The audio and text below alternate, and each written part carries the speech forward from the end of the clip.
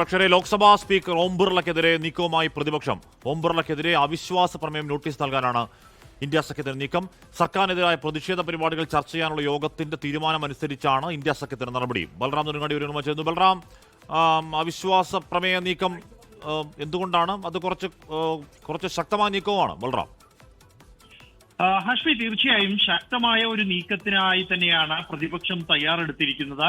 Lok Sabha speaker ഓം ബിർളയ്ക്കെതിരെ അവിശ്വാസ പ്രമേയ notice നൽകാനാണ് പ്രതിപക്ഷത്തിന്റെ തീരുമാനം. ഇന്ന് രാവിലെ ചേർന്ന ഇന്ത്യ സഖ്യത്തിന്റെ യോഗത്തിലാണ് ഇതുമായി ബന്ധപ്പെട്ട ഒരു തീരുമാനം എടുത്തിരിക്കുന്നത്. അതിനുശേഷം ഇന്ന് സഭയിൽ എത്തിയ ഘട്ടത്തിൽ കഴിഞ്ഞ ആഴ്ച മുഴുവനായും തുടർച്ചയായി 5 ദിവസവും സ്വീകരിച്ച നയസമീപനത്തിന് പകരം സ്പീക്കർ വന്ന ഉടൻ തന്നെ ബഹളത്തിലേക്ക് കടക്കാതെ സ്പീക്കർ സംസാരിച്ച ശേഷം പിന്നീട് ചോദ്യോത്തര വേളയിലേക്ക് സ്പീക്കർ കടക്കുന്ന ഒരു ഘട്ടത്തിലാണ് പ്രതിപക്ഷത്തിന്റെ ഭാഗത്തു നിന്നും ഇടപെടൽ ഉണ്ടായതും തങ്ങൾക്ക് സുപ്രധാനമായ ഒരു വിഷയം സംസാരിക്കാനുണ്ട് എന്ന് കെ.സി. വേണുഗോപാൽ ആവശ്യപ്പെടുകയും ചെയ്തത്. എന്നാൽ ആ ഘട്ടത്തിലും അനുകൂലമായ ഒരു പ്രതികരണം സ്പീക്കറുടെ ഭാഗത്തു നിന്നും ഉണ്ടായില്ല.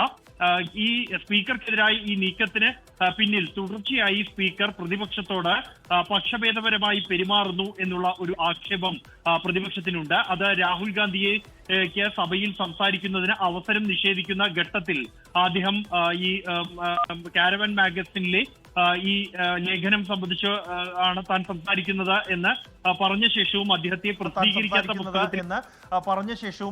പ്രസിദ്ധീകരിക്കാത്ത പുസ്തകത്തിലെ ഭാഗങ്ങൾ സഭയിൽ ഉന്നയിക്കാൻ കഴിയില്ല എന്ന തടസ്സവാദവുമായി സ്പീക്കർ സംസാരിക്കാൻ അനുവദിക്കാതിരിക്കുകയായിരുന്നു.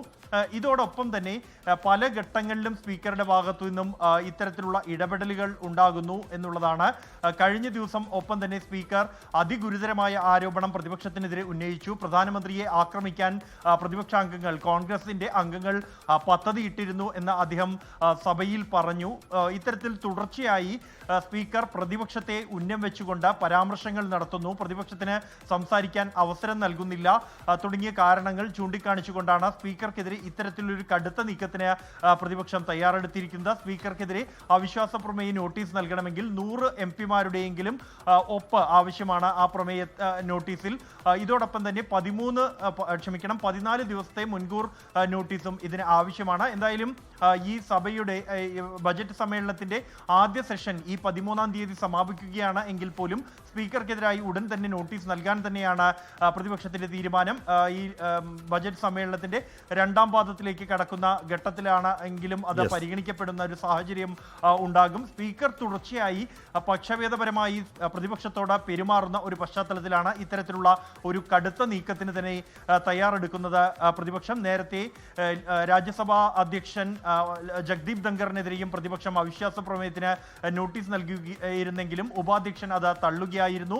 സമാനമായ ഒരു നീക്കം ലോക്സഭയിലും ഇപ്പോൾ നടത്താൻ തന്നെയാണ് പ്രതിപക്ഷത്തിന്റെ തീരുമാനം. ലോക്സഭയിലേക്ക് എത്തേണ്ടെന്ന് പ്രധാനമന്ത്രി സ്കിപ്പ് ചെയ്യാൻ മോഡിയോട് പറഞ്ഞു. അതിന് കാരണം കോൺഗ്രസ് ആക്രമിക്കാൻ പദ്ധതിയിടുന്ന തനിക്ക് വിവരം കിട്ടി എന്നൊക്കെ ഓം ബിർള പറഞ്ഞിരുന്നു. അത് വ്യാജമാണ്, കള്ളമാണ് എന്നാണ് കോൺഗ്രസ് പറയുന്നത്. അപ്പോൾ അതിന്റെയൊക്കെ പശ്ചാത്തലത്തിലാണ് ഓം ബിർളയ്ക്കെതിരെ അവിശ്വാസ പ്രമേയ നീക്കമായി പ്രതിപക്ഷം മുന്നോട്ടേക്ക് പോകുന്നത്. ലോകത്തെവിടെയായാലും ഏത് സമയത്തും 24 വാർത്തകളും ഓഗ്മെന്റഡ് റിയാലിറ്റി പാക്കേജുകളും എക്സ്പ്ലെയിനറുകളും വിശദമായി കാണാൻ ഞങ്ങളുടെ യൂട്യൂബ് ചാനൽ നിങ്ങൾക്ക് സബ്സ്ക്രൈബ് ചെയ്യാം.